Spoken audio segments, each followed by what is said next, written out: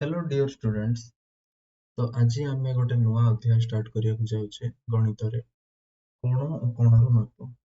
First कोण जानिया पूर्व आम देखा ए चित्र गुड़ा फास्ट नोटिस कर। ए चित्र गुड़ा देख। ए चित्र गुड़ा तुम कौन देखुच सामने?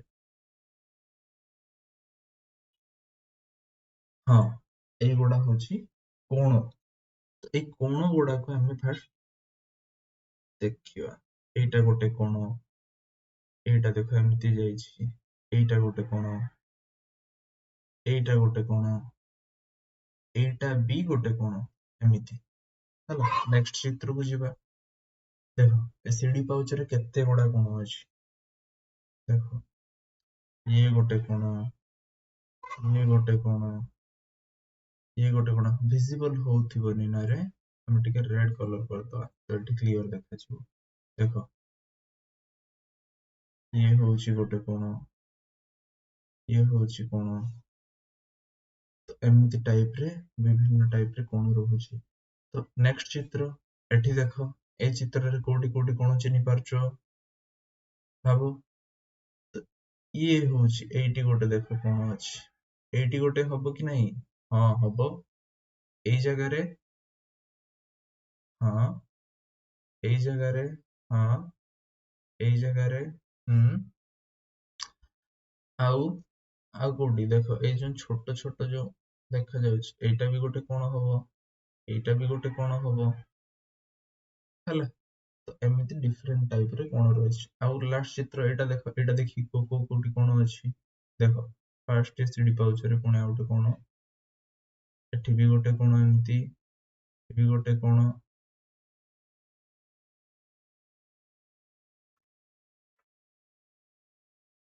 एमिति कोण सब अछि।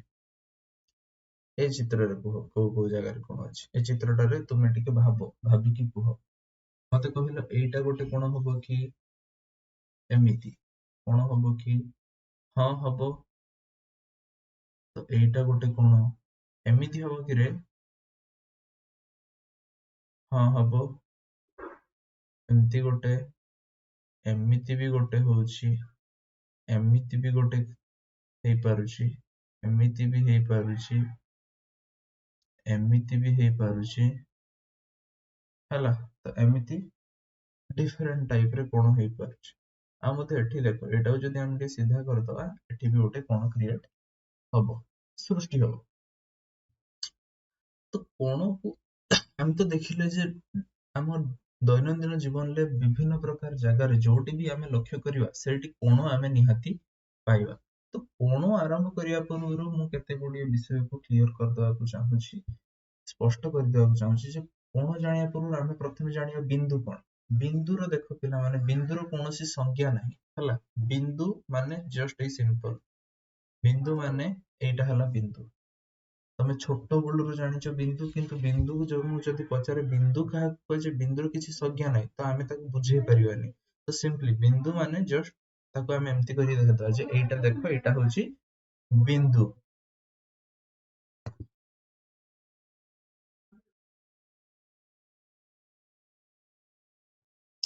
तो एई गोडा होची बिंदु। देखो एटी एटा गोटे बिंदु, एटी गोटे बिंदु। बिंदु वाला बिंदु परे आमे जानिबा जे रेखा कोन। रेखा तो आमे जानि छंती, एई गोडा होची रेखा, एई गोडा हला रेखा। तो रेखा दी टाइप रो अछि, गोटे होची वक्र रेखा आ गोटे हला सरल रेखा। गोटे वक्र रेखा अन्यटी सरल रेखा। मु जोटा काटिली सेटा होची वक्र रेखा।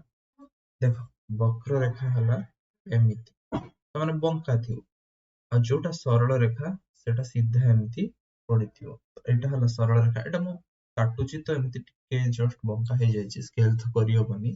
तो एटा होची एटा देखो सेमिति सीधा अछि। तो एटा हला वक्र रेखा, एटा होची सरल रेखा। सरल रेखा जोटी पिला माने देखियो सेठी देखियो एमिति दिटा तीर चिन्ह थिबो, काहे ना एटा एपटिके आउरी बढ़ी पारिबो, एटा मध्य सेपटिके आउरी बढ़ी पारिबो। तो दी पटको एटा आउरी वृद्धि करा जाई ପାରିବ। ତ ସରଳ ରେଖାର ଦି ପଟକୁ ବୃଦ୍ଧି ହେଇପାରିବ, କିନ୍ତୁ ତାପରେ ସରଳ ରେଖା ବକ୍ରରେଖାରୁ ଆମେ ଯିବା ରେଖାଖଣ୍ଡ ପାଖକୁ। ରେଖାଖଣ୍ଡରେ ଆଉ ସେପଟିକି ବଢିପାରେ ନାହିଁ। ରେଖାଖଣ୍ଡରେ ଦୁଇଟି ପ୍ରାନ୍ତ ବିନ୍ଦୁ ଥାଏ। ଧରି ଏପଟରୁ ଆରମ୍ଭ ହଉଛି ଏପଟେ ସରୁଛି, ଏପଟରୁ ଆରମ୍ଭ ହେଲେ ଏପଟେ ସରୁଛି, ତ ଏଇଟା ଦିଟା ନର୍ମାଲି ଦିଟା ପ୍ରାନ୍ତ ବିନ୍ଦୁ ହିଁ ଆମେ କହୁ। ତ ରେଖାଖଣ୍ଡରେ ନା ଏପଟିକି ବଢେ ନା ଏପଟିକି ବଢେ।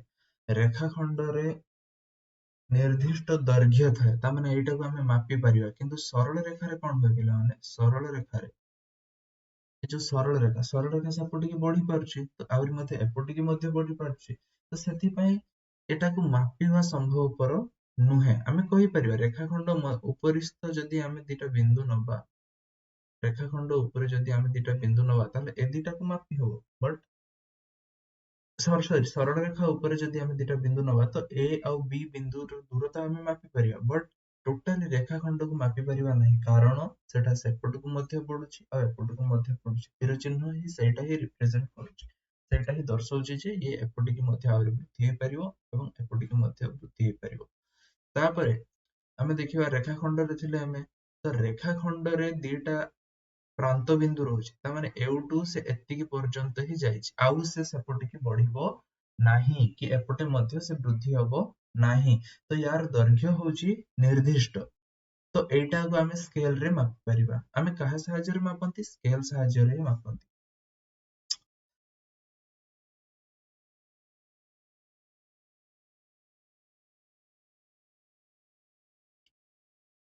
ତାପରେ ନେକ୍ସଟ ଆମେ ଦେଖିବା ରଶ୍ମି କଣ। ନା ରଶ୍ମି ହଉଛି ଗୋଟେ ବିନ୍ଦୁରୁ ଆରମ୍ଭ ହେଇ ଗୋଟେ ସରଳ ସିଧା ରେଖା ସେପଟେ ପର୍ଯ୍ୟନ୍ତ ଚାଲିଛି, ମାନେ କେବଳ ଗୋଟେ ଦିଗକୁ ରଶ୍ମି ବଢି ପାରିବ। ତ ଏଇଟାକୁ ଆମେ ରଶ୍ମି ବୋଲି କହୁ। କଣ କହୁ, ନା ରଶ୍ମି ବୋଲି କହୁ। ହେଲା, ଗୋଟେ ତାର ପ୍ରାନ୍ତ ବିନ୍ଦୁ କି ଆଦ୍ୟ ବିନ୍ଦୁ ତମେ କହିପାରିବ। ଆଦ୍ୟ ମାନେ ଆରମ୍ଭ, ଏଉଠୁ ଆରମ୍ଭ ହେଇଛି, ଚାଲିଛି, ଆହୁରି ମଧ୍ୟ ସେ ଆଗକୁ ଚାଲିବ ଏମିତି। ତ ଏଇଟାକୁ ଆମେ ରଶ୍ମି ବୋଲି କହୁ। ମୁଁ ଲେଖି ଦଉଛି ସବୁ ଗୁଡା ପିକ୍ଚର କାଟିକି, ତ ତମକୁ ବୁଝିବାରେ ଟିକେ ଇଜି ହବ। ଲେଖିଦବ ଖାତାରେ ଏଗୁଡା।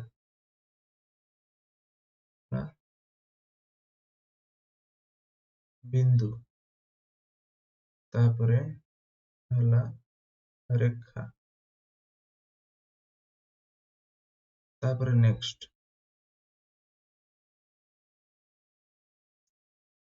ଏଇଟା ହେଲା ସରଳ ରେଖା,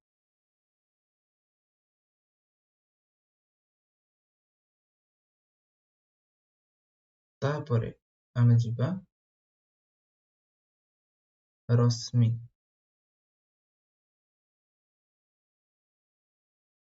ତାପରେ ନେକ୍ସଟ ଆମେ ଯିବା ରେଖାଖଣ୍ଡ।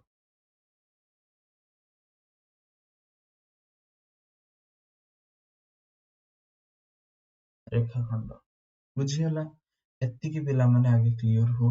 ତାପରେ ଏଟା ବେସିକ୍ସ ଜିନିଷ, ଯେମିତି ଆରମ୍ଭ କରିବା ପୂର୍ବରୁ ଏଇ ଜିନିଷଟା ଜାଣିବା ନିହାତି ଦରକାର।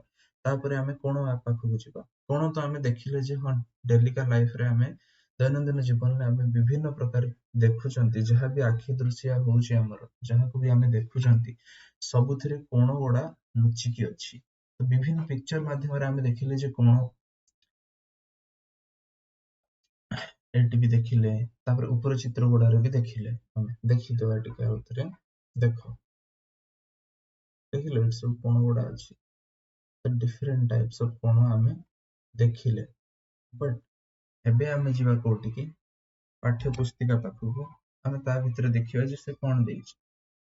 ନା ଫାର୍ଷ୍ଟ ତ ଆମର କୋଣ ବିଷୟରେ ସେ ଏଠି ଟିକେ ଷ୍ଟୋରି ଦେଇଛି। ନେକ୍ସଟ ଆମେ ଯିବା, ତାପରେ ଦେଖିବା ଡିଫରେଣ୍ଟ କାଇଣ୍ଡ ଅଫ କୋଣ, ମାନେ ବିଭିନ୍ନ ପ୍ରକାରର କୋଣ। ତ ଫାର୍ଷ୍ଟ ଆମର କୋଉ କୋଣ ଜାଣିବା ଦରକାର। ଫାର୍ଷ୍ଟ ଆମେ ଦେଖିବା ଯେ ସମକୋଣ। କି କୋଣ, ନା ସମକୋଣ। ପିଲାମାନେ ସମକୋଣ କଣ, ନା ଯେଉଁ କୋଣର ପରିମାଣ 90 ଡିଗ୍ରୀ। ପୁଣି କୋଣର ପରିମାଣ ପୁଣି କଣ, ନା ଦେଖିବ ପିଲାମାନେ, ଯୋଉ କୋଣ ଇଂଲିଶ ଅକ୍ଷର ଏଲ ଭଳିଆ, ସେଇଟା ଆମେ କୋଉ କୋଣ କହୁ? ସମକୋଣ ବୋଲି କହୁ। ଯୋଉଟା ଇଂଲିଶ ଅକ୍ଷର L ଭଳିଆ ସେଇଟା ଆମେ ସମକୋଣ ବୋଲି କହୁ। ଦେଖ ଏଟା L ଭଳି ହେଇଛି ନା ନାହିଁ? ଏଠି ଦେଖ, ଏଟା ଇଂଲିଶ ଅକ୍ଷର L ଭଳିଆ ହେଇଛି ନା ନାହିଁ? ହଁ, ତ ଇଂଲିଶ ଅକ୍ଷର L ଭଳିଆ ହେଲେ ଆମେ ତାକୁ ସମକୋଣ ବୋଲି କହିବା। ତାର ଡିଗ୍ରୀ ପରିମାପ କେତେ? ନା 90 ଡିଗ୍ରୀ। ତାପରେ 90 ଡିଗ୍ରୀରୁ ଯେଉଁ କୋଣର ପରିମାଣ କମ୍ ସେଇଟାକୁ ଆମେ ସୂକ୍ଷ୍ମ କୋଣ ବୋଲି କହୁ। ସେଇଟାକୁ ଆମେ କଣ କହୁ? ସୂକ୍ଷ୍ମ କୋଣ ବୋଲି କହୁ। 90 ଡିଗ୍ରୀରୁ କମ୍, 0 ଡିଗ୍ରୀରୁ ଅଧିକା। ତାପରେ ଯୋଉ କୋଣର ପରିମାଣ 90 ଡିଗ୍ରୀରୁ ଅଧିକା, 180 ଡିଗ୍ରୀରୁ କମ୍, ତାହାକୁ ଆମେ ସ୍ଥୂଳ କୋଣ ବୋଲି କହୁ। ଦେଖ 90 ଡିଗ୍ରୀ ଏଇଠି ଥିଲା, L ଇଂରାଜୀ ଅକ୍ଷର L ହେଲେ ଏଇ ଜାଗାରେ ଏମିତି ହବ, ହଁ କି ନା? ତାଠାରୁ ସେ ଦେଖ ବଢିଛି, ହେଲା, ତ ଏଟା 90 ଡିଗ୍ରୀରୁ ଅଧିକ, ଏଇଟା ହଉଛି ଆମର 180 ଡିଗ୍ରୀ ସିଧା ଗାର। ଆମର ଯୋଉ ସରଳ କୋଣ ଏଟାକୁ ମଧ୍ୟ କୁହାଯାଏ, ସେଟା ଅଛି, ତ ମୁଁ ଦେଖେଇ ଦଉଛି ଆଗେ। ଦେଖ ଏଟା ହେଲା ସରଳ କୋଣ, ବୁଝିହେଲା? ସରଳ କୋଣ, ସରଳ କୋଣ ମାନେ ଗୋଟେ ସିଧା ସରଳ ରେଖାକୁ ଆମେ ସରଳ କୋଣ ମଧ୍ୟ କହିପାରିବା। ଯଦି ଆମେ କୋଣରେ ତାକୁ ମାପିବା ତ ତାକୁ ସରଳ କୋଣ ମଧ୍ୟ କୁହାଯାଇ ପାରିବ। ତାହାର ଡିଗ୍ରୀ ପରିମାପ କେତେ? ନା 180 ଡିଗ୍ରୀ। ଆଉ ଗୋଟେ ଜିନିଷ ଜାଣରେ ପିଲାମାନେ, ଏଇ ଯୋଉ 180, ଏଇ ଯୋଉ ଛୋଟ ଶୂନଟେ ଦିଆ ହେଇନି ତା ସାଇଡ ରେ, ଛୋଟ ଛୋଟ ଶୂନଟେ, ତା ଉପରକୁ ଜଷ୍ଟ ଉପରକୁ ଟିକେ ସାଇଡ ରେ ଏଇ ଯୋଉ ଛୋଟ ଶୂନଟା ଦିଆଯାଇଛି, ଏଇଟା ହଉଛି, ଏଇଟାକୁ ଆମେ କଣ ପଢିବା? ନା ଡିଗ୍ରୀ। ଏଟାକୁ ଆମେ ପଢିବା, ଆଉ ଯାଉନି ସେପଟେ, ଏଟାକୁ ଆମେ ପଢୁ କଣ ପଢୁ? ନା ଡିଗ୍ରୀ ବୋଲି ପଢୁ,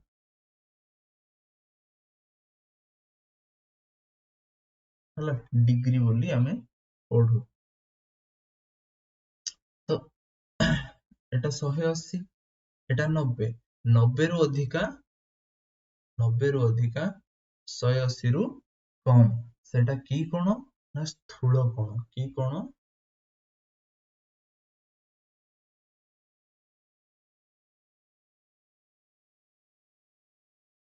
ସ୍ଥୂଳ କୋଣ। ସେଟା କି କୋଣ? ସ୍ଥୂଳ କୋଣ। ତାପରେ ଆମେ ଦେଖିଲେ ଯେ ଆମର ଏଇ ଜିନିଷଟା ସବୁବେଳେ ମନେ ରଖିବ, 90 ଡିଗ୍ରୀ ଯୋଉଟା କି ସମକୋଣ। ସମକୋଣର ହିଁ ଆମେ ଅଲଗା ଦୁଇଟା କୋଣ ଚିହ୍ନି ପାରିବା। ସମକୋଣକୁ ଚିହ୍ନିବା ଫାଷ୍ଟ ନିହାତି ଦରକାର। ସମକୋଣ ଚିହ୍ନିବା ଆମର ନିହାତି ଦରକାର। ସମକୋଣ ହଉଛି ଇଂରାଜୀ ଅକ୍ଷର L ସଦୃଶ୍ୟ। L ରୁ ଯଦି କମିଛି ତାହେଲେ ସେଟା ସୂକ୍ଷ୍ମ କୋଣ, ଯଦି L ରୁ ବଢିଛି ତାହେଲେ ସେଟା ସ୍ଥୂଳ କୋଣ। ଦେଖ ଏଠି L, ଏଇଟା ହଉଛି ଇଂରାଜୀ ଅକ୍ଷର L, ଯୋଉଟା କି ହଉଛି ଆମର ସମକୋଣ। ତ ସମକୋଣରୁ ଯେତେବେଳେ କମୁଛି, ସମକୋଣରୁ ଯେତେବେଳେ କମୁଛି, ସେଇଟାକୁ କଣ କୁହନ୍ତି? ନା ସୂକ୍ଷ୍ମ କୋଣ। ଏଟା କୁହନ୍ତି ସୂକ୍ଷ୍ମ କୋଣ। ଏଇଟା କି କୋଣ ଥିଲା? ଏଟା ଥିଲା ସମକୋଣ। କି କୋଣ?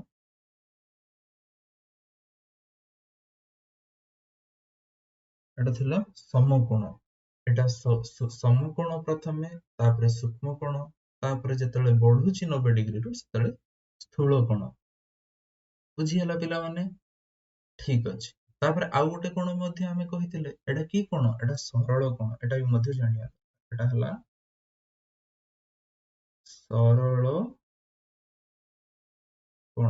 ଏଟା ତମ ବହିରେ ନାହିଁ, ବଟ ଏଇଟା ମନେ ରଖ, କାହିଁକିନା ଆମେ କହୁଛୁ 180 ଡିଗ୍ରୀ ଠାରୁ କମ, ତ 180 ଡିଗ୍ରୀ ଟା ଯଦି ଆମେ ଟୋଟାଲି କୋଣ ରୂପେ ଧରିବା ତାହେଲେ ସେଟା କି କୋଣ ହବ? ଏଟା ସରଳ କୋଣ ବୋଲି ହବ।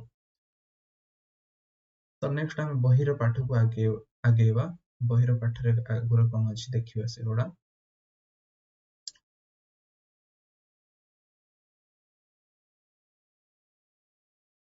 ଦେଖ ଏଇଠି ଦେଖ, କୋଣ ଅଙ୍କନ। ପ୍ରଥମ ଚିତ୍ରରେ ଚିତ୍ର ତିନିଟିକୁ ଦେଖ। ତିନୋଟି ଚିତ୍ରରେ କଣ ପାର୍ଥକ୍ୟ ସାମଞ୍ଜସ୍ୟ ଥିବାର ଲକ୍ଷ୍ୟ କରୁଛ? ନା ପ୍ରଥମେ ଦେଖ, ଯୋଉଟା ମୁଁ ତମକୁ ଦେଖଉଥିଲି, ବୁଝଉଥିଲି, ପ୍ରଥମଟା ଦେଖ। ପ୍ରଥମରେ ତୀର ଚିହ୍ନ ଅଛି କିରେ? ନାହିଁ, ତ ଏଇଟା ହେଲା ରେଖାଖଣ୍ଡ। ବୁଝିହେଲା? ଏଇଟାରେ ଗୋଟେ ତୀର ଚିହ୍ନ ଅଛି, ତାମାନେ ଏଉଠୁ ଆରମ୍ଭ ହେଇଛି ଏପଟ ପର୍ଯ୍ୟନ୍ତ ଚାଲିଛି, ଆହୁରି ଆଗକୁ ମଧ୍ୟ ବଢିବ ଏମିତି ହେଲା। ତ ଏଇଟାକୁ କଣ କୁହାଯିବ? ଏଇଟାକୁ କୁହାଯିବ ରଶ୍ମି। ଦେଖ ଦ୍ଵିତୀୟ ଚିତ୍ରଟି ଛ ବିନ୍ଦୁ ଆରମ୍ଭ ହୋଇଛି, ସରି ଚ ବିନ୍ଦୁରୁ ଆରମ୍ଭ ହୋଇଛି, ଛ ଆଡକୁ ଅସରନ୍ତି ଭାବରେ ଲମ୍ବିଛି। ଅସରନ୍ତି ଭାବେ କଣ ପାଇଁ କହିଲା? ଯେହେତୁ ଏ ତୀର ଚିହ୍ନଟା ଅଛି, ଏଥିପାଇଁ ଛ ଠାରେ ଏକ ତୀର ଚିହ୍ନ ରହିଛି, ଏହାକୁ ରଶ୍ମି କୁହାଯାଏ। ବୁଝିହେଲା? ତ ତୃତୀୟ ଚିତ୍ରଟି ଉଭୟ ଦିଗରେ ବିସ୍ତୃତ। ତାମାନେ ଉଭୟ ଦିଗରେ ବିସ୍ତୃତ କଣ ପାଇଁ କହିଲା? ନା ଏପଟେ ବି ତୀର ଚିହ୍ନ ଅଛି, ଆର ପଟେ ବି ତୀର ଚିହ୍ନ ଅଛି, ପ ପଟେ ବି ତୀର ଚିହ୍ନ, ଅ ପଟେ ବି ତୀର ଚିହ୍ନ। ତ ପ ଆହୁରି ଏପଟିକି ମଧ୍ୟ ବୃଦ୍ଧି କରିପାରିବ, ର ସେପରିକି ମଧ୍ୟ ଆହୁରି ବୃଦ୍ଧି କରିପାରିବ। ତେଣୁ ଏ ପ୍ରକାର ଚିତ୍ର ପ ଫ ସରଳ ରେଖା କୁହାଯାଏ। ଯେହେତୁ ଏମାନଙ୍କର ନାମ ଦିଆ ହେଇଛି ତ ସେଥିପାଇଁ ପ ଫ ସରଳ ରେଖା କୁହାହେଲା। ଏଟା କଣ ହେଇଥାନ୍ତା ତାହେଲେ ଯଦି ଆମେ ନାମକରଣ କରିଥାନ୍ତେ? ଚ ଛ ରଶ୍ମି, କ ଖ କଣ ହବ? ରେଖାଖଣ୍ଡ। ବୁଝିହେଲା? ତ ଦେଖ ଏଇଠି ଗୋଟେ ଜିନିଷ ଲକ୍ଷ୍ୟ କର ଯେ କୋଣ ସୃଷ୍ଟି ବେଳେ ଏଇଠି ଯୋଉ କୋଣଟା କାଟିଛି, ଏଠି ବି ଦେଖ ଏ ବି ଯୋଉ କୋଣ ଅଛି, ଦେଖ ଏଟା କୋଉଠୁ ଆରମ୍ଭ ହେଇଛି? କ ବିନ୍ଦୁରୁ ଦେଖ ଏଇ ବାହୁଟା କୋଉଠୁ ଆରମ୍ଭ ହେଇଛି? ଏଟାକୁ ବାହୁ କୁହାଯାଏ। ଏପଟେ ଗୋଟେ ବାହୁ, ଏପଟେ ଗୋଟେ ବାହୁ, ଦିଟା ବାହୁ ଗୋଟେ ବିନ୍ଦୁରେ ମିଳିତ ହେଇ ଗୋଟେ କୋଣ ସୃଷ୍ଟି କରୁଛନ୍ତି। ବୁଝିହେଲା? ଦିଟା ବାହୁ, କ ଗ ବାହୁ, କ ଖ ବାହୁ ମିଶିକି କୋଉ ବିନ୍ଦୁରେ ମିଶଛନ୍ତି ରେ? କ ବିନ୍ଦୁରେ ମିଶଛନ୍ତି, ମିଶିକି ଗୋଟେ କୋଣ ସୃଷ୍ଟି କରୁଛନ୍ତି। ତ କ ଗ କଣ? କ ଗ ଟା କଣ ମତେ କହିଲ? ଏଉଠୁ ଆରମ୍ଭ ହେଇଛି, କ ବିନ୍ଦୁରୁ ଆରମ୍ଭ ହେଇଛି, ଗ ଆଡିକି ଗତି କରିଛି, ଆହୁରି ମଧ୍ୟ ବୃଦ୍ଧି ହେଇ ପାରିବ। ତ ଗୋଟେ ଆଦ୍ୟ ବିନ୍ଦୁ ଏବଂ ଗୋଟେ ତୀର ଚିହ୍ନ ଅଛି, ତ ଏଟାକୁ କଣ କୁହାଯିବ? ରେଖାଖଣ୍ଡ। ବୁଝିହେଲା? ଆଉ ତାପରେ କ ଖ ବି ସେମିତି ଏକ ରେଖାଖଣ୍ଡ। ତ କ ଗ ଏବଂ କ ଖ ଦୁଇଟି ରେଖାଖଣ୍ଡ ଗୋଟେ ବିନ୍ଦୁରେ ମିଳିତ ହୋଇ ଗ କ ଖ କୋଣ ସୃଷ୍ଟି କରିଛନ୍ତି। କୋଣର ନାମ କଣ? ନା ଗ କ ଖ। ମନେ ରହିଲା? ଏମିତି ଭାବରେ ଆମେ ପଢିବା, ଗୋଟେ ରୁ ଷ୍ଟାର୍ଟ କରିବା, ଗୋଟେ ମୁନ ମାନେ ଯୋଉ ରଶ୍ମିର ଗୋଟେ ରଶ୍ମିର ତୀର ଚିହ୍ନ ପାଖରୁ ଆରମ୍ଭ କଲେ ମଧ୍ୟବିନ୍ଦୁ ମଝିରେ ରହିବ, ଯୋଉଠି କୋଣ ସୃଷ୍ଟି ହେଇଛି। ଦେଖ ଏଠି କୋଣ ସୃଷ୍ଟି ହେଇଛି ନା ପିଲାମାନେ? ଏଇଠି କୋଣଟା ଏଇଠି ସୃଷ୍ଟି ହେଇଛି ନା, କୋଉ ଜାଗାରେ? କରେ। କରେ କୋଣଟା ସୃଷ୍ଟି ହେଇଛି। ତ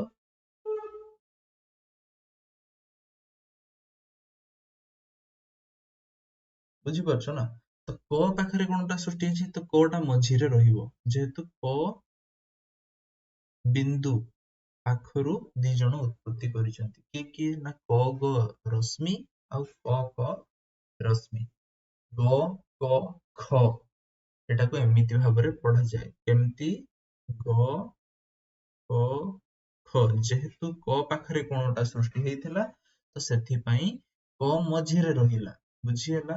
ଆଉ ଏଟା ଏମିତି ମଧ୍ୟ ଲେଖାଯାଏ, କୋଣ ଚିହ୍ନ ଏମିତି ଦିଆଯାଏ, ଗ କ ଖ କୋଣ।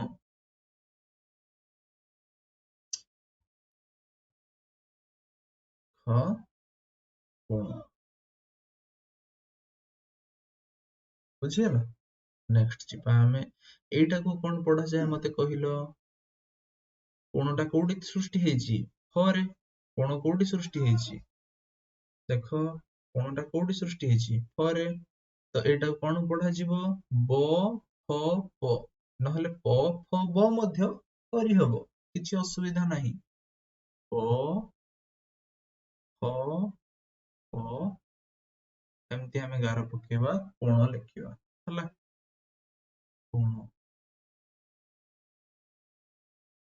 ତାପରେ ଏଟା ମତେ କୁହ, ଏଠି କୋଣ କୋଉଠି ସୃଷ୍ଟି ହେଇଛି? ଛ, ତ ଏଟା ମଝିରେ ରହିବ। ଚ ଛ ଜ, କି କୋଣ?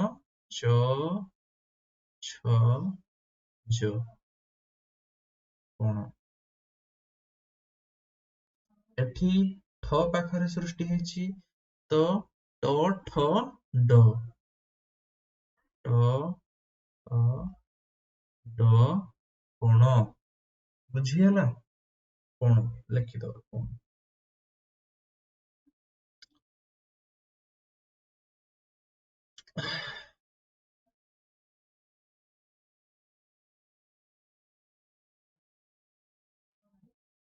ଦେଖ ତାପରେ ଏଠି ଦେଲା ଗୋଟେ ବୃତ୍ତାକୃତି କାଗଜ ନିଅ, ଏହାକୁ ଭାଙ୍ଗି ଦୁଇ ସମାନ କର। ଦୁଇ ସମାନ କରିଛି। ତାପରେ ପୁଣି ଥରେ ଭାଙ୍ଗି ବୃତ୍ତର ଚଉଠରେ ପରିଣତ କର। ଏଟା ଚଉଠରେ ପୁଣି ପରିଣତ କରିଛି। ଏହାକୁ ପୁଣି ଥରେ ମଝିରେ ଭାଙ୍ଗି ଦେଲେ ଏଟା କେତେ ଭାଗ ହେଇଯିବ ରେ? 8 ଭାଗରୁ ଭାଗେ। ତାପରେ ଚିତ୍ରରେ ଦିଆଯାଇଥିବା ଭଳି 0 degree, 45 degree, 90 degree, 135 degree, 180 degree ସୂଚିତ କର। ମୋଟ ଗାର ସିଧାରେ କଇଞ୍ଚିରେ କାଟିଦିଅ। ଏଇଟା ସିଧାରେ ଆମେ କଇଞ୍ଚିରେ କାଟିଦବା। କାଟିଦେଲେ ଆମେ କଣ ପାଇବା? ପ୍ରଥମେ 0 ଡିଗ୍ରୀ, ତାପରେ 45 ଡିଗ୍ରୀ। ତାମାନେ ଯୋଉ ଯଦି ଗୋଟେ ଟୋଟାଲି ଅର୍ଦ୍ଧବୃତ୍ତକୁ ଆମେ 4 ଭାଗ କରୁଛନ୍ତି, ତ ଏଉଠୁ ଏତିକି ପ୍ରଥମେ ସମାନ ଯୋଉ 4 ଭାଗ ହେଲା, ପ୍ରଥମେ 45 ଡିଗ୍ରୀ, ତାପରେ ଆଉ ଅଧିକା 45 90 ଡିଗ୍ରୀ, ଆଉ ଅଧିକା 45 135, ଆଉ ତାପରେ 180 ଡିଗ୍ରୀ। ସେ ଦେଇଛି କୋଶ୍ଚେନ କେତେଟା, ଆମେ ତାର ଉତ୍ତର ଦବା। ତୁମେ ତିଆରି କରିଥିବା କାଗଜ କୋଣ ମାପକ ଯନ୍ତ୍ରର ଶୂନ୍ୟବିନ୍ଦୁ। କୋଣ ମାପକ ଯନ୍ତ୍ର କୋଉଟାରେ? କୋଣ ମାପକ ଯନ୍ତ୍ର ହଉଛି ପ୍ରଟ୍ରାକ୍ଟର। କଣ? ନା ପ୍ରଟ୍ରାକ୍ଟର। ପ୍ରଟ୍ରାକ୍ଟର କେମିତି ଦେଖିବାକୁ? ପ୍ରୋଟ୍ରାକ୍ଟର କେମିତି ଦେଖିବାକୁ?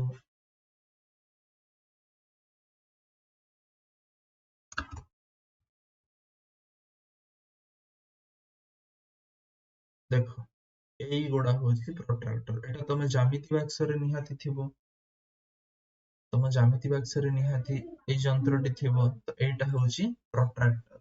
ବୁଝିଗଲା? ଏହା ସାହାଯ୍ୟରେ ଆମେ କଣ ମାପୁ? ନା କୋଣ ମାନଙ୍କର ପରିମାଣ ମାପୁ, ଯେ କେତେ ଡିଗ୍ରୀ ବିଶିଷ୍ଟ କୋଣ ଏଟା। ବୁଝିଗଲା ପିଲାମାନେ? ତ ଏମିତି ଏକ ଯନ୍ତ୍ର ଆମ ଜ୍ୟାମିତି ବାକ୍ସରେ ଥାଏ। କୋଣ ମାପ 45 ଡିଗ୍ରୀରୁ କମ କି? କୋଣର ମାପ 45 ଡିଗ୍ରୀରୁ କମ କି? କୋଉ କୋଣ କଥା ଦେଇଛି ରେ ଏଟା? ନା ତୁମେ ତିଆରି କରିଥିବା କାଗଜ କୋଣ ମାପକ ଯନ୍ତ୍ରର ଶୂନ୍ୟ ବିନ୍ଦୁକୁ ଯେକୌଣସି କୋଣର ଶୀର୍ଷ ଉପରେ ରଖ। ଯେକୌଣସି କୋଣର ଶୀର୍ଷ ଉପରେ ରଖ। କୋଣ ମାପକ ଯନ୍ତ୍ର 0 ଡିଗ୍ରୀ ଚିହ୍ନିତ ରେଖାଖଣ୍ଡ ସହିତ ତୁମେ ନେଇଥିବା କୋଣ ଯେକୌଣସି ଗୋଟିଏ ବାହୁ ଉପରେ ରଖ। କୋଣର ଅନ୍ୟ ବାହୁଟି କୋଣ ମାପକ କେଉଁ ଯନ୍ତ୍ର ସହିତ ଚିହ୍ନିତ ହେଉଛି, ସେ ସାହାଯ୍ୟରେ ଏକ କୋଣର ପରିମାଣ ସମ୍ପର୍କରେ ନିମ୍ନଲିଖିତ ଧାରଣା ପାଇବ। ହଉ, ଠିକ ଅଛି। ସେ ଦେଇଛି ନା କଣ ଦେଇଛି?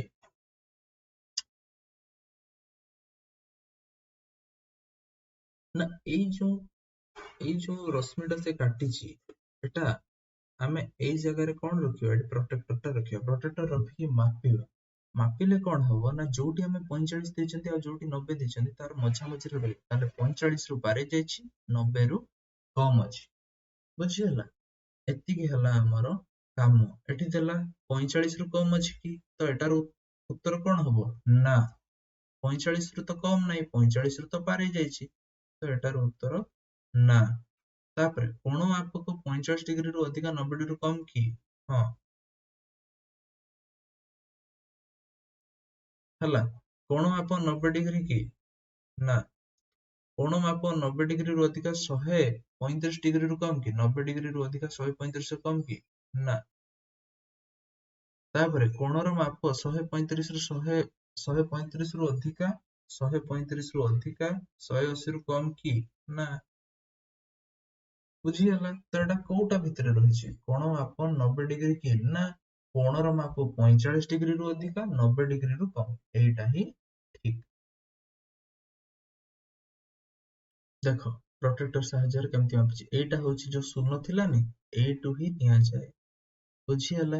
ଏଇଟା ସେ ଶୂନ ଜାଗାରେ ରହିବ। ଦେଖ, ଏଇ ଶୂନ ଜାଗାରେ ରହିବ। ତାପରେ ତମେ କୋଉ ପଟରୁ ଆରମ୍ଭ ହେଇଛି? ଏଇ ପଟରୁ ଡିଗ୍ରୀଟା ଆରମ୍ଭ ହେଇଛି ନା, ତ ତମେ ଏଇ ପଟରୁ ମାପିବ। 0 ଡିଗ୍ରୀ କେତେ ଡିଗ୍ରୀ, ଏଇ ପଟରୁ ମାପିକି ଆମେ ଦେଖିପାରିବା। ତ ଏବେ ଅଭ୍ୟାସ କାର୍ଯ୍ୟକୁ ଯିବା। ଅଭ୍ୟାସ କାର୍ଯ୍ୟରେ ଦେଖିବା ଯେ ଏଟା କି ପ୍ରକାର କୋଣ। ପ୍ରଥମେ ଦେଖ, ତଳେ ଦିଆଯାଇଥିବା 1 ନମ୍ବର କ୍ୱେଶ୍ଚନ କଣ ଦେଲା? ନା ତଳେ ଦିଆଯାଇଥିବା ପ୍ରତ୍ୟେକ କୋଣର ତୁମ ମନ ପସନ୍ଦର ଚିତ୍ରଟିଏ ଅଙ୍କନ କର। ଏହା କେଉଁ ପ୍ରକାରର କୋଣ? ଲେଖ। ତୁମ ପାଇଁ ପ୍ରଥମଟିକୁ କରି ଦିଆଯାଇଛି। ତ ଏଇଟା ପ୍ରଥମଟା ସେ କରିଦେଇଛି। ଏଟା କି କୋଣ? ଏଟା ହଉଛି ସମକୋଣ। ସମକୋଣ। ଏଟା କି କୋଣ? ମନେ ପକାଅ ଇଂରାଜୀ ଅକ୍ଷର ଏଲ୍, ଏଟା ଇଂରାଜୀ ଅକ୍ଷର ଏଲ୍ ଭଳିଆ ଦେଖାଯାଉଛି କି? ନା, ଇଂରାଜୀ ଅକ୍ଷର ଏଲ୍ ଟା କେମିତି? ଭୁଲ ହେଲା ଟିକେ।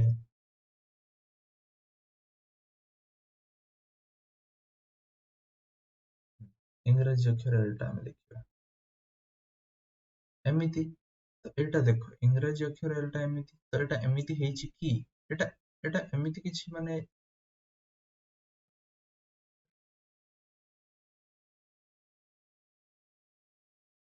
ତା ମାନେ ମୋ କହିବାର ଅର୍ଥ ଯେ ଏମିତି ଦେଲେ ସେମିତି କିଛି ନାହିଁ, ଏଟା ଏମିତି ବି ଦିଆଯାଇ ପାରିବ, ବଟ୍ ଇଂରାଜୀ ଅକ୍ଷର ଏଲ୍ ଏଇଟା ଦେଖାଯାଉଛି, ଏଇଟା ସେମିତି ଦେଖାଯାଉଛି କି? ନା, ତାଠାରୁ କମିଛି ପରିମାଣଟା, ଡିଗ୍ରୀ ପରିମାଣଟା ତାଠାରୁ କମିଛି, ଆହୁରି ମଧ୍ୟ ଛୋଟ ଅଛି ଏଲ୍ ଠାରୁ। ତ ଏଟା କି କଣ? ସୂକ୍ଷ୍ମ କୋଣ। ଏଇଟା ଏଇଟା ବି ସେ ଇଂରାଜୀ ଅକ୍ଷର ଏଲ୍ ଠାରୁ କମିଛି, ହଁ କି ନା? ତ ଏଟା ବି ସେଇ ସୂକ୍ଷ୍ମ କୋଣ, ଏଟା ବି ସେଇ ସୂକ୍ଷ୍ମ କୋଣ। ଏଟା କୁହ, ଏଟା ଇଂରାଜୀ ଅକ୍ଷର ଏଲ୍ ଭଳିଆ ଦେଖାଯାଉଛି ନା? ତ ଏଟା ବି ସେଇ ସୂକ୍ଷ୍ମ କୋଣ। ଏଟା ଦେଖ, ଏଟା ଇଂରାଜୀ ଅକ୍ଷର ଯଦି ଏଲ୍ ହେଇଥାନ୍ତା, ଉଲ୍ଟା ଏଲ୍ ବି ଚଳିବ, ଏଟା ଏମିତି ହେଇଥାନ୍ତା, କିନ୍ତୁ ଏଟା ଆହୁରି ବଢିଛି, ତ ସେଥିପାଇଁ ଏଟା ସ୍ଥୂଳ କୋଣ। କି କୋଣ? ନା ସ୍ଥୂଳ କୋଣ। ବୁଝିଗଲା?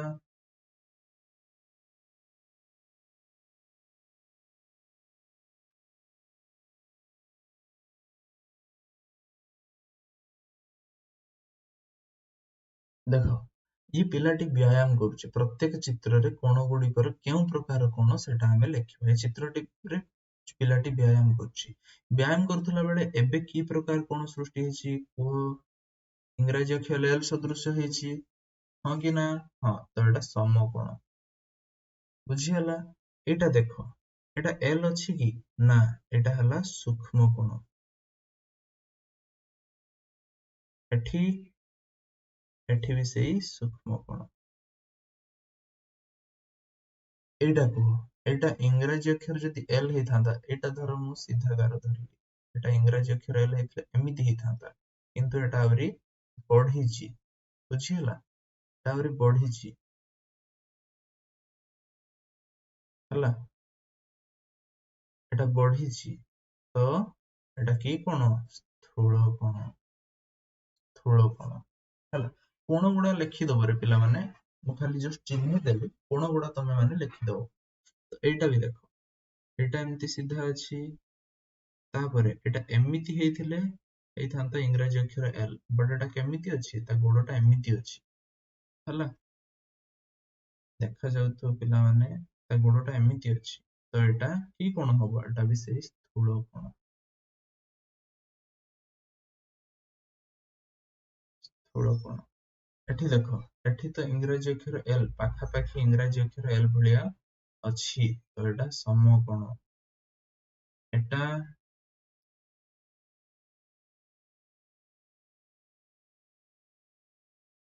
ଏଟା ସୂକ୍ଷ୍ମ କୋଣ।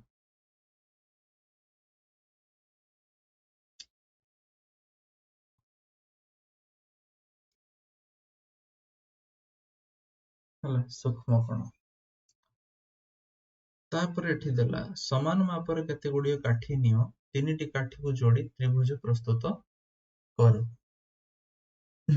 ତ ସମାନ ମାପରେ, ଏଇଠି ଦେଖ, ଏଇଟା ନେଇଛି ସିଏ ସମାନ ମାପରେ ତିନି କାଠି ନେଇଛି, କାଠି ନେଲା ପରେ ତ୍ରିଭୁଜଟିଏ ପ୍ରସ୍ତୁତ କରିଛି, ସେଇଭଳି ନିମ୍ନରେ ଦିଆଯାଇଥିବା ଆକୃତି ଗୁଡିକ ପ୍ରସ୍ତୁତି କର। ହଉ ଠିକ ଅଛି, ଏଠି ଦେଇଦେଲା ଆକୃତିର ନାମ ଦେଖ, ତ୍ରିଭୁଜ।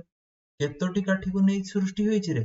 ତିନିଟି। କେତେଟା ଆକୃତିକୁ ନେଇ ତିଆରି ହେଇଛି? ନା ତିନିଟି କାଠିକୁ ନେଇ ତିଆରି ହେଇଛି, ତିନିଟି କାଠିକୁ ନେଇ ତିଆରି ହେଇଛି। କୋଣ ସଂଖ୍ୟା କେତେ ଦେଖ, ଏଠି ଗୋଟେ କୋଣ, ଦିଟା କୋଣ ଏବଂ ତିନିଟା କୋଣ।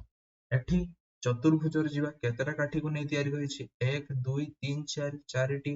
ଏଠି ଆମେ ଲେଖିଦବା 4। କେତେଟା କୋଣ ଅଛି? ନା 1 2 3 ଏବଂ 4, ଚାରିଟି କୋଣ ସଂଖ୍ୟା।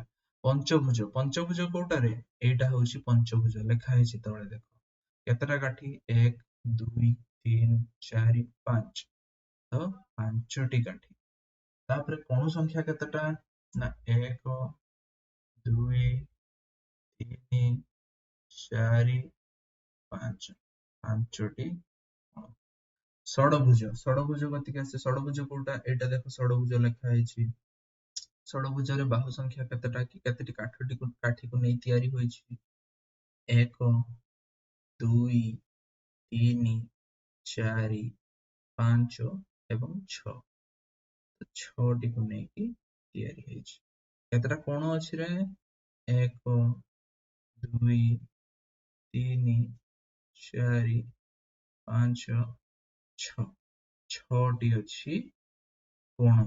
ସପ୍ତଭୁଜ, ସପ୍ତଭୁଜରେ 1 2 3 4 5 6 7। 7ଟା କାଠିକୁ ନେଇ ସପ୍ତଭୁଜ ତିଆରି ହେଇଛି।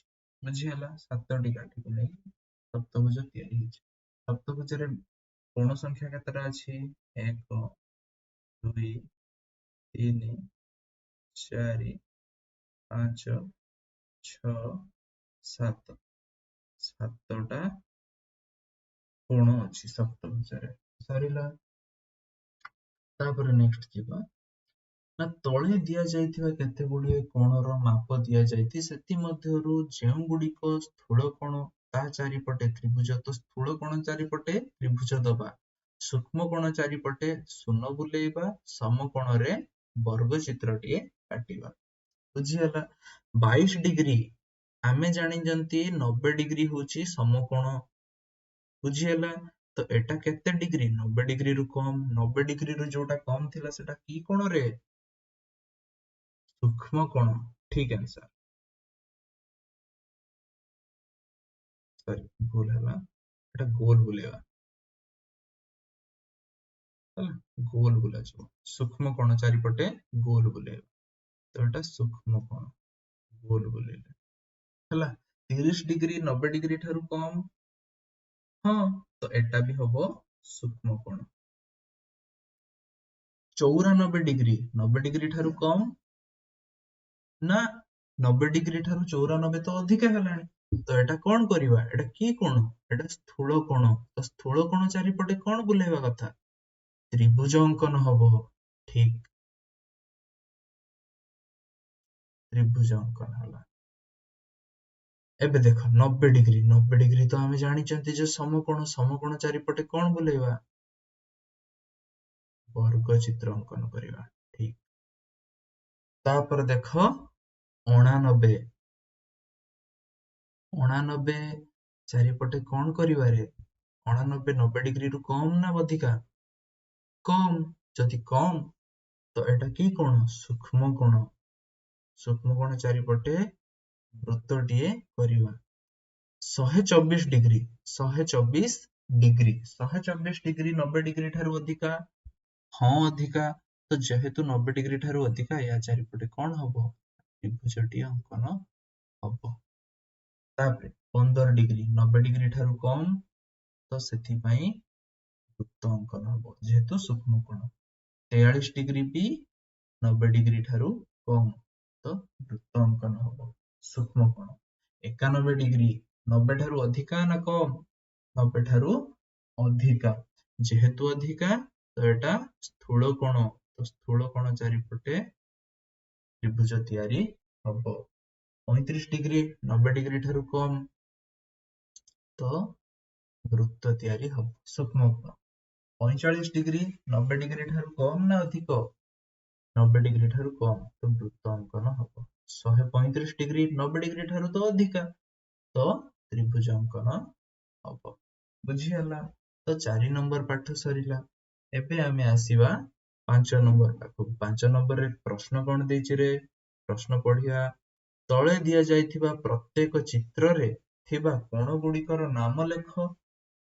ପ୍ରତ୍ୟେକ ଡାହାଣ ପାଖରେ ତାହା କି ପ୍ରକାର କୋଣ ଲେଖ। ଠିକ ଅଛି। ପ୍ରଥମେ ଦେଖିବା କି ପ୍ରକାର କୋଣ। ଦେଖ କ ଖ ଗ। ଦେଖ ପ୍ରଥମେ ଦେଖ, ଏଟା ଇଂରେଜୀ ଅକ୍ଷର ଏଲ। କୋଉଟା? କ ଖ ଗ। ଯଦି କ ଖ ଗ ଇଂରାଜୀ ଅକ୍ଷର L ତା ମାନେ ଏଟା ସମକୋଣ।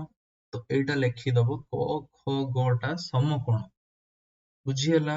କ ଖ ଗ ସମକୋଣ। ମୁଁ ଡାକୁଛି ଲେଖିଦିଅ କାହିଁକିନା ଏଠି ଜାଗା ହବନି, ବହୁତ ଗୁଡେ ଅଛି କରିବା ପାଇଁ, ତ ଏଠି ଜାଗା ହବନି। ମୁଁ ଗୋଟେ ଗୋଟେ ଡାକିବି, ନହେଲେ ମୁଁ ଚିତ୍ର କାଟିକି ତା ସାଇଡରେ ଲେଖୁଛି, ସେଇ ଅନୁସାରେ ବୁଝ। ଫାର୍ଷ୍ଟ ଦେଖ କ ଖ ଗ ଏଟା କି କୋଣ? ସମକୋଣ। ବୁଝିଗଲା? ଏଟା କି କୋଣ ହେଲା? ସମକୋଣ ହେଲା। ତାପରେ ନେକ୍ସଟ ଯିବା। ତାପରେ ଆସିଲେ ଗ ଖ ଗ ଗ ଖ ସରି ଘ ଗ ଖ ଘ 90 ଠାରୁ, ଯେହେତୁ ଯଦି ଏଟା ଟୋଟାଲ ଟା 90 ହେଲା ତ ଏଇଟା ଛୋଟ, ତାର କିଛି ସାମାନ୍ୟ ଭାଗ, ଅଳ୍ପ କିଛି ଭାଗ ସେ, ତ ଏଇଟା କି କୋଣ? ଏଇଟା ହବ ସୂକ୍ଷ୍ମ କୋଣ। କି କୋଣ? ସୂକ୍ଷ୍ମ କୋଣ। ବୁଝିଗଲା?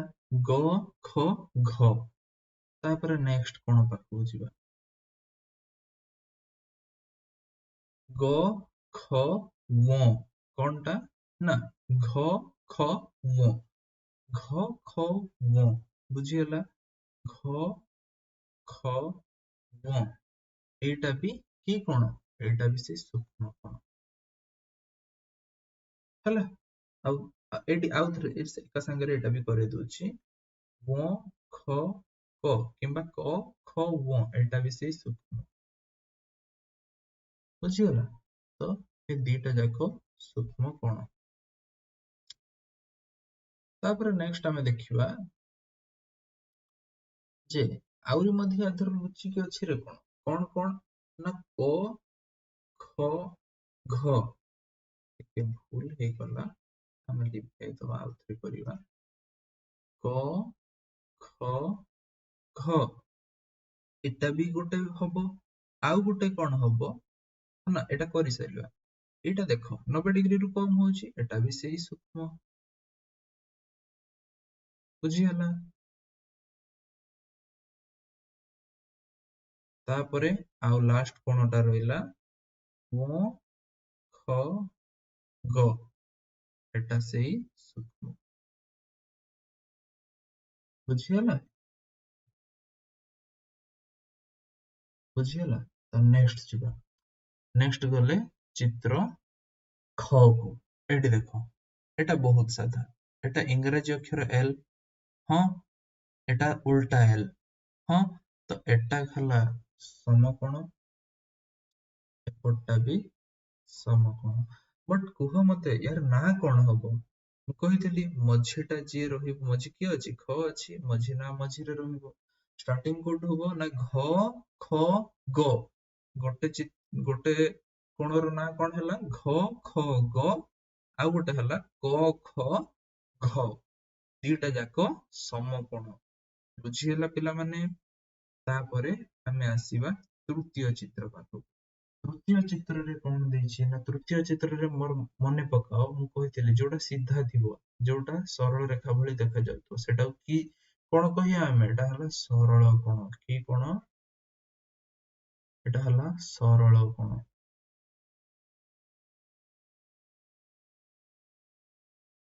ସରଳ କୋଣ। ସରଳ କୋଣ ହେଲା। ତାପରେ ନେକ୍ସଟ ଦେଖ ଡ ଠ ଥ, ଡ ଠ ଥ, ଡ ଠ ଥ ଏଟା କି କୋଣ? ସୂକ୍ଷ୍ମ। ଇଂରାଜୀ ଅକ୍ଷର L ଠାରୁ କମ ଅଛି ତ ସୂକ୍ଷ୍ମ। ଏଇଟା ଦେଖ ଥ ଠ ତ, ଥ ଠ ତ ଏଟା ସେଇ ସୂକ୍ଷ୍ମ। ଏଟା ଦେଖ ତ ଠ ମୁଧେଣ, ତ ଠ ଣ ଏଟା ବି ସେଇ ସୂକ୍ଷ୍ମ ହେଲା। ତାପରେ ଏଟା ଟ ଠ ମୁଧେଣ ଏଟା ବି ସେଇ ସୂକ୍ଷ୍ମ। ବୁଝିଗଲା? ତ ଏଇଗୁଡା ଚାରିଟା ଯାକ, ଏଟା ବି ସୂକ୍ଷ୍ମ, ଏଟା ବି ସୂକ୍ଷ୍ମ, ଏଟା ବି ସୂକ୍ଷ୍ମ, ଆଉ ଏଟା ବି ସୂକ୍ଷ୍ମ ହେଲା। ବଟ ଏଇଟା ଯୋଉ ଟ ଠ ଡ କଲି ସେଇଟା ହେଲା ସରଳ, କାହିଁକି ନା ସିଧା ସରଳ ରେଖା ସେଟା, ତ ସେଟା 180 ଡିଗ୍ରୀ ହବ, 180 ଡିଗ୍ରୀ ହବ। ଆହୁରି ମଧ୍ୟ ୟା ଦେହରେ ଲୁଚିକି ଅଛି। କଣ ଲୁଚିକି ଅଛି ରେ? ନା କୋଣ। ଆଉ କଣ ଲୁଚିକି ଅଛି ଦେଖିବା।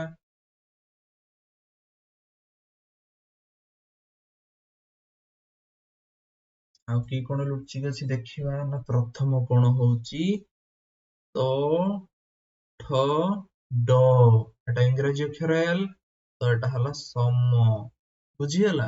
ଆଉ ଗୋଟେ ହଉଛି ତ ଠ ଟ କି ଟ ଠ ତ ତମେ ଯେମିତି ପଢିପାରିବ ବଟ ମଝିରେ କିଏ ରହିବା ଦରକାର ଯୋଉଠି କୋଣ ସୃଷ୍ଟି ହେଇଛି ଠ ଟା ମଝିରେ ରହିବା ଦରକାର ବୁଝିଗଲା। ତ ଏଟା ବି ଗୋଟେ ସମକୋଣ ବୁଝିଗଲା। ଦିଟା କଣ ଆଉ ଲାଷ୍ଟ କୁ ବାକି ଥିଲା ଯୋଉଟା ସେଇଠି ଲେଖିଥିଲେ ଟିକେ ଗୁଞ୍ଜି ଯାଇଥାନ୍ତା ତ ସେଥିପାଇଁ ଆଉଥରେ କରିଦିଆ ବୁଝିଗଲା। ତାପରେ ଦେଲା ସ୍କେଲ ଆଉ ପ୍ରୋଟ୍ରାକ୍ଟର ବ୍ୟବହାର କରି 30 ଡିଗ୍ରୀ 45 ଡିଗ୍ରୀ 90 ଡିଗ୍ରୀ ପରିମାଣରେ କୋଣ ଅଙ୍କନ କର ଏବଂ ସେହି କୋଣ ଗୁଡିକର ନାମକରଣ କର। ଠିକ ଅଛି ଏଟା ତୁମ ମାନଙ୍କ ପାଇଁ ଏଟା ତୁମେ ମାନେ କରିବ ସ୍କେଲ ଆଉ ପ୍ରୋଟ୍ରାକ୍ଟର ବ୍ୟବହାର କରି ହେଲା। ତାପରେ ଦେଲା 7 ନମ୍ବର ଟ୍ରାଫିକ ପୁଲିସର ଛବି ଦେଖି କୁହ ଟ୍ରାଫିକ ପୁଲିସର ବାମ ହାତ କେଉଁ ପ୍ରକାର କୋଣ ଉତ୍ପନ୍ନ କରୁଛି। ବାମ ହାତ କୋଉଟାରେ ବାମ ହାତ ଏଇପଟଟା ହଁ କି ନା ବାମ ହାତ ଏଇପଟଟା ଦେଖିବା କୋଣଟା ଚିତ୍ରଟା କାଟିଦବା ଏଇଟା ହଉଛି କୋଣ ସରି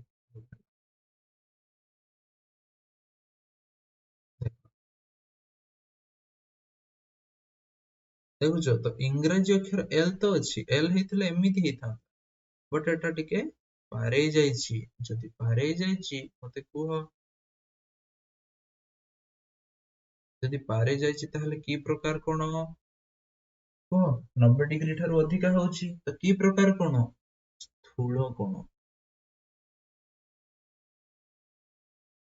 ସ୍ଥୂଳ କୋଣ ବୁଝିହେଲା ଏଇଟା ହେଲା ସ୍ଥୂଳ କୋଣ। ତାପରେ ତାହେଲେ ଡାହାଣ ହାତ ତାର ଦେହ ସହ କେତେ ଡିଗ୍ରୀ ମାପ କରୁଛି ଡାହାଣ ହାତ ନା ରେ ଛୁଆ ଭୁଲ ହେଲା ଏଇଟା ଆମର ଦେଖ ଲକ୍ଷ୍ୟ କର ସିଏ ଆମ ପଟିକି ମୁହଁ କରିଛି ନା ତ ଏଇଟା ହବ ତାର ବାମ ହାତ ଏଇଟା ହବ ତାର ଡାହାଣ ହାତ ତ ଆମେ ଖ ନମ୍ବର ଉତ୍ତର ଟା ଆଗେ କରିଦେଲେ ହେଲା ଡାହାଣ ହାତ ଏଇଟା ତ ଦେହ ସହିତ କେତେ ଡିଗ୍ରୀ କରିଛି ନା କେତେ ଡିଗ୍ରୀ ମାପର କେଉଁ କୋଣ ଅଙ୍କନ କରୁଛି ନା ସ୍ଥୂଳ କୋଣ ଅଙ୍କନ କରୁଛି ବୁଝିହେଲା। ବୁଝିହେଲା ସ୍ଥୂଳ କୋଣ ଅଙ୍କନ କରୁଛି ଯଦି ପ୍ରୋଟ୍ରାକ୍ଟର ପକେଇକି ମାପି ପାରିଲ ତ ଭଲ କଥା କିନ୍ତୁ ମାପି ହବନି ତ ସାମାନ୍ୟ ସ୍ଥୂଳ କୋଣ ହିଁ ଲେଖିଦବ। ଆଉ ଦେଖ ବାମ ହାତ କୋଉଟାରେ ଏଇଟା ବାମ ହାତ ଦେଖ ଭଲସେ ବାମ ହାତ ଏମିତି ଇଂରାଜୀ ଅକ୍ଷର ଏଲ ଭଳିଆ କରୁଛି ତ ଏଟା କି କୋଣ ଏଟା ସମକୋଣ ବୁଝିଗଲା ଏଟା ସମକୋଣ ତିଆରି କରୁଛି ଆଉ ତ ନାହିଁ ପାଠ ତ କେତେକ ଆବଦ୍ଧ ଚିତ୍ର ନେକ୍ସଟ ମ୍ୟାଥମେଟିକ୍ସ କ୍ଲାସରେ ପଢେଇବା ବୁଝିହେଲା ପିଲାମାନେ ଆଶା କରୁଛି ସମ୍ପୂର୍ଣ୍ଣ ବୁଝିପାରୁଥିବ ଯଦି ନ ବୁଝି ପାରୁଛ କିଛି ଡାଉଟ ବି ରହିଛି ତ ଡାଉଟ କ୍ଲିୟରିଂ କ୍ଲାସରେ ସେଟା ତ କଭର କରିବା ବଟ ଯେ ପର୍ଯ୍ୟନ୍ତ ଜଏନ କରିନାହାନ୍ତି ଛୁଆ ସେ ପର୍ଯ୍ୟନ୍ତ ଡାଉଟ କ୍ଲିୟରିଂ କ୍ଲାସ ଷ୍ଟାର୍ଟ କରିପାରିବେନି ତ କାଇଣ୍ଡଲି ସବସ୍କ୍ରାଇବ କର ଆଉ ଚ୍ୟାନେଲ ଜଏନ କର ଥ୍ୟାଙ୍କ ୟୁ।